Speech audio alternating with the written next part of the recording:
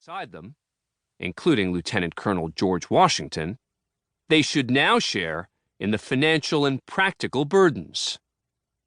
By 1770, the British were frustrated with what they felt were their freeloading, ungrateful subjects. With tension reaching a boiling point, it became paramount to ensure this legal process was deemed to be just. So maintaining a written record was not just significant for historical purposes, but also so those who could not attend the trial would be able to review the details of the proceedings. In our first book, Lincoln's Last Trial, the murder trial that propelled him to the presidency, we discussed how unusual it was in 1859 to have an entire trial transcribed. But at least there, scribe Robert Hitt had done so for a handful of other trials, and even during the Lincoln-Douglas debates on behalf of Lincoln. In 1770, transcribing a trial wasn't just an anomaly, it was entirely new territory. This book focuses on the two major Boston Massacre trials, that of Captain Thomas Preston, who led the British troops in Boston, and then that of 8 soldiers.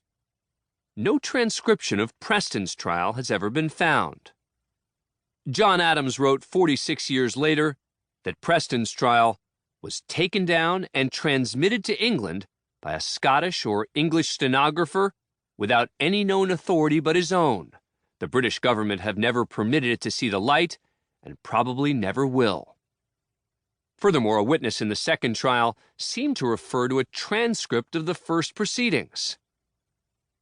In a letter to General Thomas Gage, who led all British forces in the colonies, the defendant, Captain Preston, ambiguously stated, "You desire to have the judge's charges published in the newspapers. I'm sorry to inform you that mine was not taken down.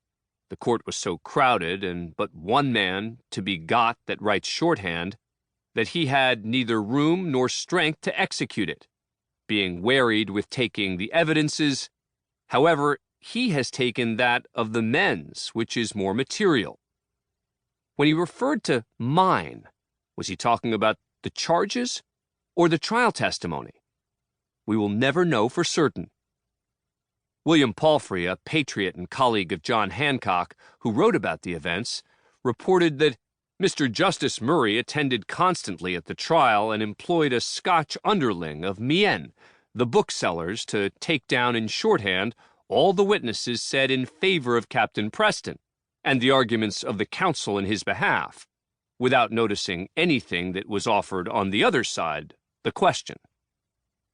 That recollection, while hardly an endorsement of a full transcript, would certainly fit the description of Scottish-born John Hodgson, who transcribed the trial of the soldiers.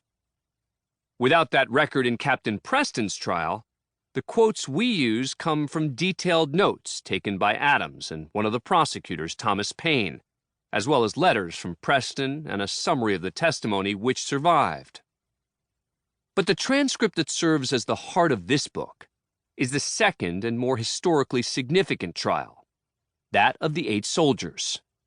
This 217-page transcription has since been maligned by many, including a controversial witness who claimed his comments were grossly misreported, and even by Adams himself, who wrote over 4 decades later, "I have found so much inaccuracy and so many errors that I scratched out everything but the legal authorities and the testimonies of the witnesses." In other words, Adams was comfortable with the recounting of witness testimony, but unhappy about the way arguments, including his own arguments, were recorded. In comparing the transcript to the thorough notes of the prosecutors and Adams, while there are differences in words, the central themes and points are consistent. And it should hardly come as a surprise that a lawyer would argue that his eloquence was not properly chronicled, or that a colonist testifying for the defense would later claim that he did not intend to support the account of the British captain, as indicated in the transcription. It is true, however, that Hodgson was unable to transcribe the entirety of the prosecution's closing argument, presumably because his hand became so tired, and asked them to recreate a portion of it for him.